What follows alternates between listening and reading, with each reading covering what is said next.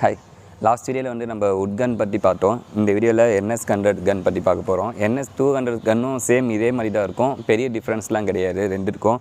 சரி, ஓகே. இப்போ NX100 கன்னில் price வந்து பார்த்திங்கன்னா உங்களுக்கு 13,000 வரும். இதுக்கான பேக் வந்து பார்த்திங்கன்னா உங்கள் சைஸ் ரீடியராக இப்போ உட் கன் வச்சுருக்கீங்கன்னா அந்த சேம் உட் கன் பேக்கே வாங்க முடியாது. NX100க்குன்னு தனியாக அந்த சைஸில் பேக் இருக்கும், அந்த பேக் தான் வாங்கணும். ஓகே, இப்போ இந்த NX100 கன்னில் உங்களுக்கு மெயின்டெனன்ஸ் என்னென்னா, நீங்கள் வந்து எதுவுமே துடைக்க தேவையில்ல. இந்த ஆயில் போட்டு துடைக்கணும், தேங்காய் எண்ணெய் போட்டு துடைக்கணும்லாம் எதுவுமே நீங்கள் பண்ண வேணாம். இது உங்களுக்கு ரஸ்ட்டும் ஃபார்ம் ஆகாது. இதுவும் வந்து பார்த்திங்கன்னா உங்களுக்கு அந்த ஃபைபர் பிளாஸ்டிக் மாதிரி தான் இருக்கும்.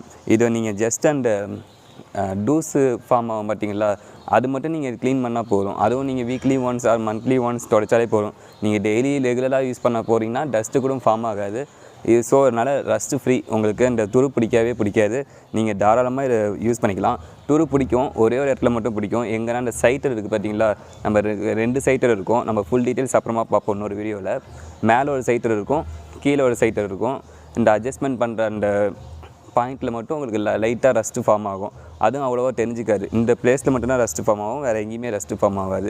இப்போ இந்த கன்னோட சர்வீசஸ் என்னென்ன பண்ணோன்னா, நம்ம ஆல்ரெடி சொல்லியிருப்போம். ஃபர்ஸ்ட் இந்த கன்று நீங்கள் புதுசாக வாங்குறீங்கன்னா ஒரு 50 pellet ஷூட் பண்ணும்போது இந்த ட்ரிகர் பாயிண்ட்டுக்கிட்ட உங்களுக்கு ஆயில் லீக் ஆகும்.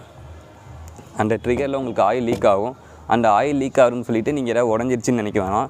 அது நீங்கள் எல்லா புது கன்லையுமே வாங்கி ஷூட் பண்ணாலும் சரி, இல்லை சர்வீஸ் அனுப்பிச்சிட்டு வாங்கி ஷூட் பண்ணாலும் சரி, உங்களுக்கு அந்த ஆயில் லீக்கேஜ் கண்டிப்பாக இருக்கும்.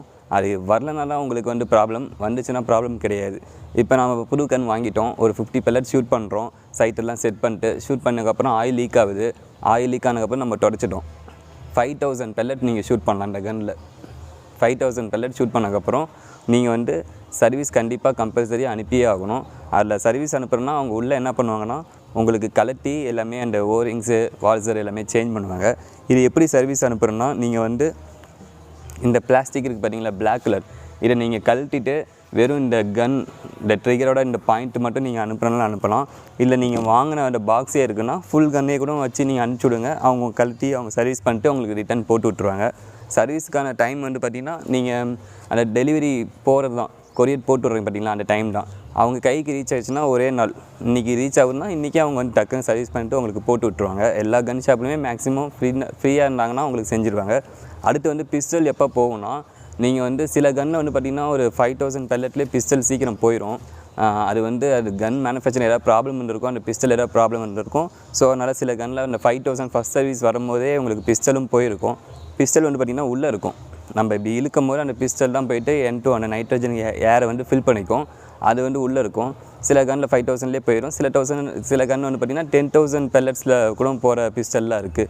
ஸோ அதனால் பிஸ்டல் இந்த கன்னில் வந்து ஒரு டைம் பிஸ்டல் போயிருக்கு. பிஸ்டலோட ப்ரைஸ் வந்து பார்த்திங்கன்னா உள்ளே சேஞ்ச் பண்ணுறதுக்கு 2500 ஆர் 3000க்குள்ளே வரும். அது நீங்கள் கண்டிப்பாக சேஞ்ச் பண்ணி ஆகணும், ஒன்றுமே பண்ண முடியாது. நீங்கள் அமௌண்ட் பார்த்தீங்கன்னா அவர் இந்த கன்னே தூக்கி போடுற மாதிரி தான் இருக்கும். அதனால் பிஸ்டல் வந்து ப்ராப்பராக மெயின்டைன் பண்ணிக்குவாங்க. நெக்ஸ்ட்டு வந்து இது எப்படி நம்ம கரெக்டாக ப்ராப்பராக மெயின்டைன் பண்ணணுன்னா, யூஸ் பண்ணணுன்னா, இது நீங்கள் வந்து ஹோல்ட் பண்ணி ஷூட் பண்ணுறதுல ப்ராப்ளம் இல்லை. இது எங்கேயுமே உங்களுக்கு உடையாது, இந்த கட்டும் உடையாது, எங்கேயுமே உடையாது.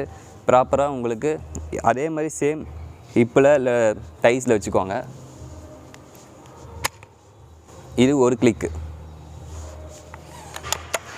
2 கிளிக், அவ்வளோதான், முடிஞ்சுது. பெல்லட்டும் உங்களுக்கு ஈஸியாக தான் போடுற மாதிரி இருக்கும், ரொம்ப பண்ண தேவையில்ல, கஷ்டப்பட தேவையில்ல. இது சிம்பிளாக லாக் பண்ணிக்கலாம்.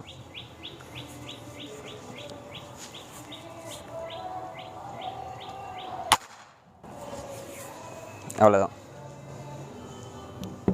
இது நீங்கள் வாங்க வேண்டியது என்ன திங்ஸ்னால், ஒரு துணி ஒன்று வாங்கி வச்சுக்கோங்க, இதை துடைக்கிற மாதிரி. பேக் ஒன்று வாங்கி வச்சுக்கோங்க. வெளியே பேக் இல்லாமல் கொண்டுட்டு போக முடியாது, ஏன்னா அஃபென்ஸ் இது. நீங்கள் பேக் போட்டு தான் யூஸ் பண்ணி பப்ளிக் பிளேஸில் கொண்டுட்டு போகணும். நீங்கள் மட்டும் பப்ளிக் பிளேஸில் இப்படி கன்னை மட்டும் தூக்கிட்டு போனீங்கன்னா பிடிச்சி தூக்கி உள்ளே வச்சுருவாங்க. பேக் கண்டிப்பாக கம்பல்சரி யூஸ் பண்ணியே ஆகணும். அடுத்து வந்து பார்த்திங்கன்னா பெல்லட்ஸ். இதில் நீங்கள் வந்து பெல்லட்ஸ் எல்லா பெல்லட்டுமே ஷூட் பண்ணலாம். 0.177 கேலிபரில் இருக்க எல்லா பெல்லட்டுமே ஷூட் பண்ணலாம். நான் உங்களுக்கு பெல்லட்ஸ் என்னென்ன டைப்பில் இருக்குன்னு சொல்லிட்டு நெக்ஸ்ட் வீடியோவில் போடுறேன். தேங்க்யூ.